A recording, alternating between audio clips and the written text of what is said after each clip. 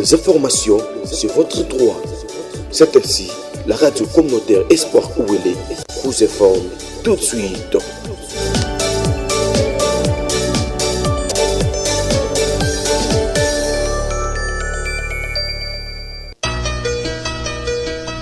Les informations. Radio communautaire Espoir Ouélé.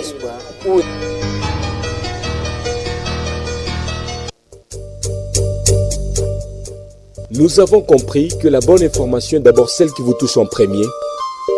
Parce que vous informer, c'est notre devoir. Parce que nous avons le devoir de vous informer. Retrouvez le journal sur votre radio. Retrouvez le journal sur votre radio.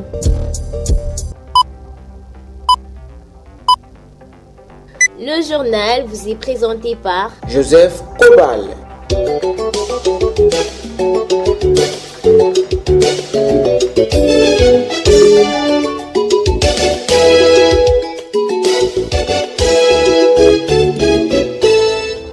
L'heure a sonné pour la livraison des informations de proximité sur la fréquence de 96.1 MHz, dont voici les grands titres.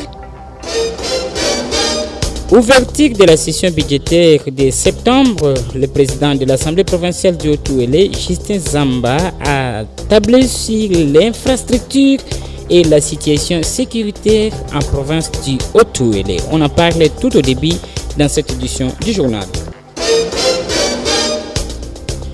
Conformément au calendrier des barreaux du Haut-Ouélé, une formation des avocats se tient à Isiro depuis quelques jours dans la salle polyvalente de l'hôtel Bomokandi. Les membres du comité directeur de l'ASBEL Anidoussa Zandé ont été reçus en audience ce lundi 1er octobre par les rapporteurs de l'Assemblée provinciale du Haut-Ouélé, faisant office et représentation légale du président de cette première institution de la province. D'autres informations sont à découvrir en filigrane dans cette édition du journal qui vous est présentée par Joseph Kobale sous la mise en ordre de Bienvenue Kadio, la réalisation d'Emmanuel Oguignon, la coordination éditoriale d'Étienne Ballot, tous supervisés par Awoni Mouamar. Bienvenue à tous. Espoir Ouélé, la chaîne populaire d'Isiro. Excellentes conditions d'écoute. Excellentes conditions d'écoute, je l'ai annoncé au sommaire. Ouverture de la session budgétaire de septembre 2024 par le président de l'Assemblée provinciale du Haut-Ouélé, Leli Zamba Justin Ndezou, qui a tablé sur l'infrastructure et la situation sécuritaire de la province du Haut-Ouélé. Dans son allocution, le président de l'organe délibérant du Haut-Ouélé a déploré plusieurs cas d'assassinat des conducteurs de taxi-moto par des personnes jusque-là inconnues et surtout à Dourba. Il a par la même occasion demandé au gouverneur de province, Jean Bakomito, de revoir la situation sécuritaire de la province du Haut-Ouélé. Hormis la situation sécuritaire de la province du Haut-Ouélé, Justin Zamba Ndezou a déploré plusieurs cas de tracasseries routières où les conducteurs de motos-taxis sont toujours victimes. Avant de faire la problématique des infrastructures routières qui posent des difficultés dans la province du Haut-Ouélé. Restant toujours dans ses discours, le président de l'Assemblée provinciale a déploré le mauvais état de la route qui devient impraticable ces derniers temps, notamment la route Isiro-Dungu, les routes nationales Isiro-Wacha et Isiro-Nyanya, qui aujourd'hui est à la base de la hausse des prix sur le marché de la ville d'Isiro. Par la même occasion, le speaker de l'organe délibérant a demandé aussi à son Excellence, Monsieur le gouverneur, de réhabiliter les routes qui desservent, autant pour moi, la province du Haut-Ouélé, surtout la ville d'Isiro qui en est son chef-lieu. L'extrait de ces discours vous a été sélectionné par la rédaction de Espoir Ouélé. Suivez. En dépit du fait que d'autres matières jugées indispensables peuvent aussi être inscrites à l'ordre du jour, la session qui s'ouvre aujourd'hui est essentiellement budgétaire. Il convient de retenir à cet effet que, conformément à l'article 124 de la Constitution et à l'article 148, alinéa 3 du règlement intérieur de l'Assemblée provinciale de Haut-Uélé, les projets dédits des finances de l'année qui comprend notamment les budgets est déposé par le gouvernement provincial au bureau de l'Assemblée provinciale au plus tard le 25 novembre de chaque année. Au regard du caractère contraignant des dispositions constitutionnelles et de notre règlement intérieur sous-évoqué, nous espérons que le gouvernement provincial mettra tout en œuvre pour s'acquitter de ses devoirs constitutionnels dans les délais impartis afin de permettre à l'organe délibérant d'examiner avec sérénité et sans précipitation les projets de budget de la province pour l'exercice 2025. Honorables députés provinciaux et chers collègues, Excellence, Monsieur le gouverneur des provinces du Haut-Uélé, ici représenté par le vice-gouverneur. Les propos des présidents de l'Assemblée provinciale ont été au micro de la presse. Espoir Ouélé, la chaîne populaire 10-0. Excellente condition d'écoute. Le numéro 1 de la police nationale congolaise dit Haut-Uélé a procédé ce mardi par la présentation de certains présumés criminels au gouverneur de province du Haut-Uélé ainsi qu'à la presse. Cette activité de grande envergure qui a eu lieu à l'état-major, au commissariat du Haut-Uélé devant la presse et quelques victimes qui ont à leur tour expliqué leurs difficultés au micro de notre concert Armat Manzeke. Suivez. Bakutaki partenaires azalaki mi bana na bango bakoti moko atika libanda abandeli bakobate mogozi oba makiko kubima kuna libanda bete masasi we mususu tangu balamusi tant baibisa bi mama tuzoluka mukolo mboko esambo oya apesa biso 1 million de francs sikoba bazuye bagarso oyo na ba mususu bazalaki bango na basi na bango mbali baibisa bi mutu akomela kubima na ndako wana tobete masasi ka bango pesi ko bafandi na ndako bazui batortire nani tant wana te bango moko balembi bakoti na chambre ya petit mususu bango na mwasi na ye abite bapesa mbongo bongo ezalaki te barekipere kuna nini powerbank android bafuye ba valise na bango nyonso kobima na bango babimisi tant libanda bafandisi na veranda baibisi abite abenga ngai mpona funga porte tant abengi ngai na fungoli porte kofunga porte boy tozaki na mama leki na ngai mama leki kobima abite mama kotoshe biso te pesa biso mboko toluka mokolo mboko bango mama zongi abisi abite kofundela eza nango wana baluka na yo bima okoyaki no donc couvre feu bazali kosala kote ya nini ya gosamu eza kosenga nini bakarte zoke ezalaki bakarte te e bango bazwi tant akoti na ndako moko yango mibale bakoti na ndako moko azalaki na sufame ya arme wana batika libanda bango na mere sikongo na tali kobate kokanisa porte matango mama aza libanda na criminel moko aza libanda ekokoka te mibale baza licha na ndako. Pour sa part, le commissaire provincial de la police nationale congolaise a confirmé à la presse que c'est grâce à l'appui du gouverneur de province que la police nationale congolaise du Haut-Uélé réussit à faire les exploits. Suivons-les. Autorité moko ya province azalaki pe amoni ya komisi la police na mosala oyo azosala nyonso wana ezali mpona concours na ye mwa moyen oyo apesi biso nde yango ozomona tokomi au moins kosala baintervention ponctuelle et surtout la bouclage ciblé. Sans mobilité, sans moyens, c'est difficile. C'est pour ça qu'on dit que pour le moment, la police a aussi la collaboration, surtout, il a su collaborer dans le biso. On a aussi des bango, nous sommes réunis parce que la population a évacué dans la banguna na kati. Ceux qui vont informer des situations qui sont passées na kati na bango, la police a boyé batté. Il faut une collaboration entre la police et la population. Policiers parce que ce qui est allé très bien que tu as été mon dans la décision songo et na osenga mingi ba que pour le moment ba province les allées zinga na biso bazana ba groupe armé ils ont évolué et ba mosu bazo mona que moyens ali société ba moya servi bazo sani bazo kima bazo ba côté la biso awa na autre do population ils allaient vraiment vigilant suspect basani ba informer la police. Les propos du commissaire provincial de la police nationale congolaise du Haut-Ouélé ont été recueillis par Armat Manzeki. On parle également justice dans cette édition. Conformément au calendrier du barreau de Haut-Ouélé, une formation des avocats se tient à Iziro depuis quelques jours. C'est la grande salle polyvalente de l'hôtel Bomokandi qui est choisie pour cette cause. Selon les explications fournies par Maître Gato Libobo, bâtonnier du barreau de Haut-Ouélé, cette formation s'étend sur une durée de 3 jours et c'est un éminent professeur et avocat, Maître Tetika, expert en droit OADA, qui facilite ce renforcement des capacités. Et après cette séance, d'autres seront également organisées et qui seront des séances payantes. Les propos de Maître Gato Libobo ont été recueillis toujours par Armat Manzeki. Aujourd'hui, c'est une activité qui a été prévue dans le calendrier du barreau. C'est la formation des avocats. Puisque comme vous le savez, c'est une exigence pour tout barreau de former les avocats.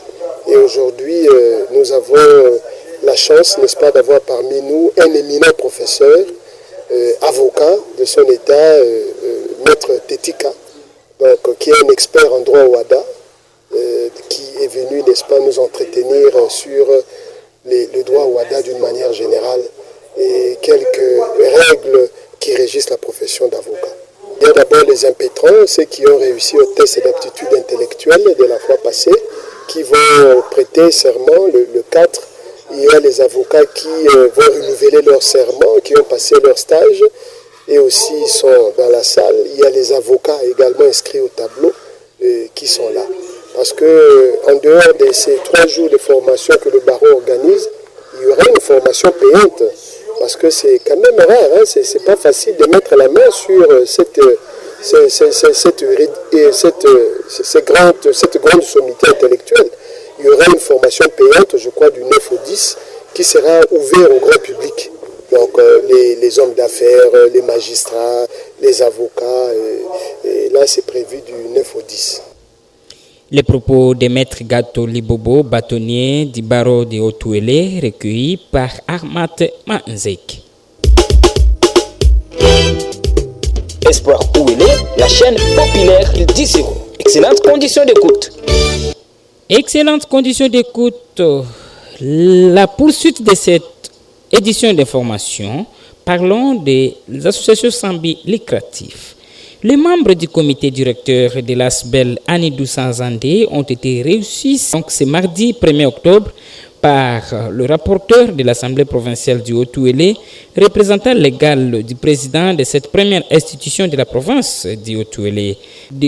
Après leur élection depuis le 22 septembre dernier, ces nouveaux animateurs de la communauté Zandé réunis autour de leur président, actuel assistant Herman Sad Mouké, ont jugé bon de commencer tout d'abord par la présentation des civilités aux autorités provinciales et locales avant de pouvoir poser n'importe quel acte pour l'intérêt général de la dite association culturelle qui regroupe à son sein tous les peuples zandais et cela sans discrimination. Très satisfait de cette visite, le rapporteur de l'Assemblée provinciale du Haut-Ouélé s'est dû émerveiller de cette visite de grande importance. L'élu provincial Floribert Makofi Siouka s'est confié à la presse. Suivons-les. Nous étions dans notre office et nous avons reçu la délégation de la communauté Zande, en sigle Anidousan, qui est venue présenter ses civilités pour nous. Nous, comme législateurs, nous avons juste constaté que l'association a voulu juste appliquer ce qui est prévu par la Constitution et la loi relative à des aspects. Nous, comme législateurs, on les encourage qu'ils puissent continuer dans ce sens-là et qu'ils ne puissent pas chercher à politiser leur association parce que les aspects sont apolitiques. Ils ne puissent pas emboîter les pas des autres qui sont en train de politiser les affaires. Pour sa part, le président nouvellement élu pour la communauté Azandé, Anidousan, qui veut dire tout simplement soyons unis, s'est également confié à la presse les propos de l'assistant Herman Sadimouké. Nous sommes venus, les nouveaux comités directeurs, pour présenter nos civilités auprès de notre première institution qui a été récemment élue par l'Assemblée générale de notre communauté.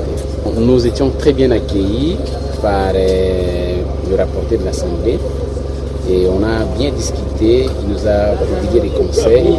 Nous également, nous sommes très édifiants par ces conseils, mais aussi nous remercions l'ensemble de l'organe de notre première institution pour nous avoir accueillis. À d'autres aspects, moi comme représentant de la communauté Zande Ani Dousan, je ne peux qu'inviter d'autres aspects sans but lucratif de reconnaître que l'Assemblée provinciale est une première institution là où nous devons de temps à temps venir, pas seulement pour les civilités, mais aussi pour présenter nos différents problèmes des différentes disciplines ou des différentes directions. C'est une considération, c'est notre première institution et on ne peut pas les négliger. Ils peuvent emporter aussi le pas comme nous. Rappelons qu'au cours de cette audience des civilités, les PV des dernières élections dans cette communauté, y compris une copie des statuts de cette même ASBEL, qui est d'ailleurs bien notarié auprès du parquet général, ont été déposés auprès du représentant légal du président de l'Assemblée provinciale du Haut-Ouélé. Radio L'Espoir, les choses vont marcher autrement en rapport avec ce qui s'est passé. Nous avons l'espoir. Espoir où il est. Quittons la ville d'Iziro pour le territoire de Dungu. Environ une soixantaine de véhicules sont bloqués entre les territoires de Dungu et Faraj dans la province du Haut-Ouélé. C'est suite à l'impraticabilité de la route principale provinciale 426.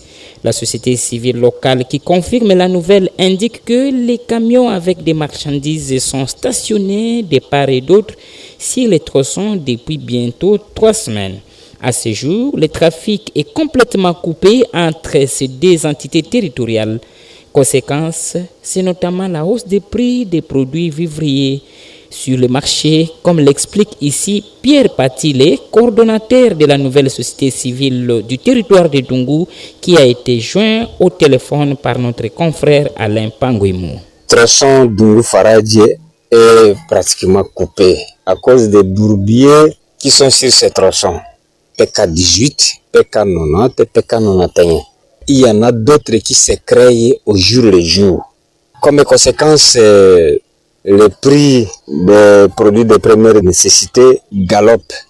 Les savons qui se vendaient la semaine passée à 4 500 francs congolais se vendent maintenant à 7 000 francs congolais. Les véhicules qui sont stationnés au PK18, PK90, PK91 et d'autres ne peuvent atteindre Dungu de part et d'autre. Il y en a qui ont quitté Dungu pour Faradje, pour Ariwara, ne peuvent pas atteindre Ariwara. Ceux qui ont quitté l'Est pour Dungu et la province ne peuvent pas aussi atteindre Dungu. D'où la grande nécessité de l'intervention du gouvernement provincial pour décanter cette situation qui s'aggrave au jour le jour. Le tronçon Dungu PK21 crée aussi beaucoup de problèmes. De Dungu vers le territoire de Ouacha n'est qu'un pas. 3 personnes sont mortes et 4 autres grièvement blessées, tel est le bilan d'un éboulement de terre qui s'est produit l'après-midi du dimanche 29 septembre dernier aux environs de 14 heures dans le carrier minier communément appelé Mbulambula, situé à plus ou moins 3 km du centre de négoce Ngangazo dans le groupement Kwebu-Kobo dans la chefferie Marimisa. Selon les sources sur place, ces personnes ont péri suite au non-respect des codes miniers et codes du travail. Suivez également les explications d'un des rescapés qui s'est confié à notre confrère Albert Elonga depuis Moko.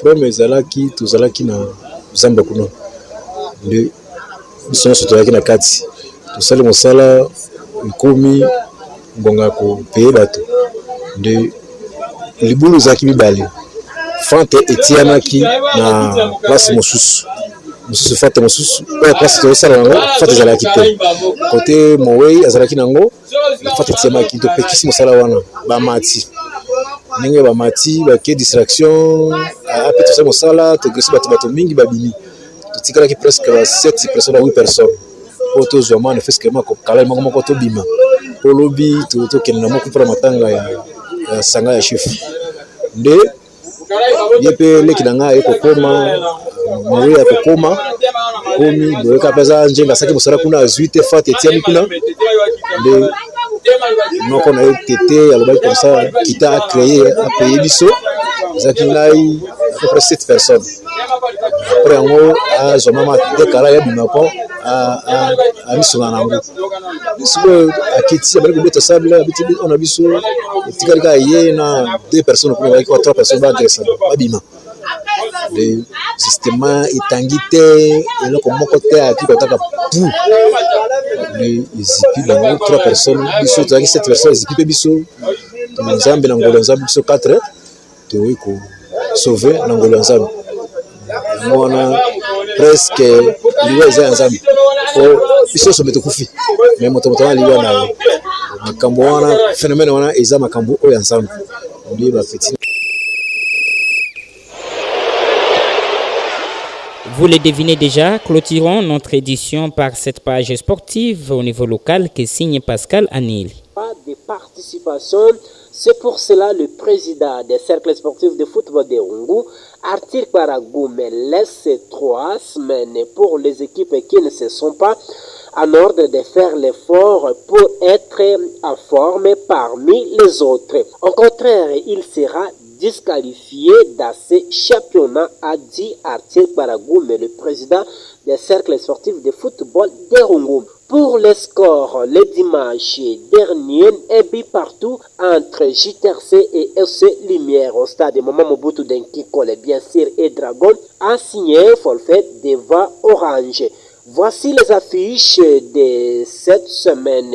Au stade Maman Mobutu Denkikole à 13h mercredi 2 octobre 2024, FC Bonus croisera DSMP et à 15h, Luna offrira son hospitalité à Okapi. Cette page sportive boucle complètement notre édition du journal qui vous a été présentée par Joseph Kobal sous la mise en onde de Bienvenue Kalio. Réalisation signée Emmanuel Oguigno, la coordination d'Étienne Ballot et la supervision de Mohamed Awoni. Mais avant de quitter, nous vous rappelons également que le concours rédactionnel a été secondé par Victorine Bavungou, Armat Manzeke et Pascal Anihili. Merci à vous de l'avoir suivi. Informez-vous tous les jours sur votre média de référence. À TV et sur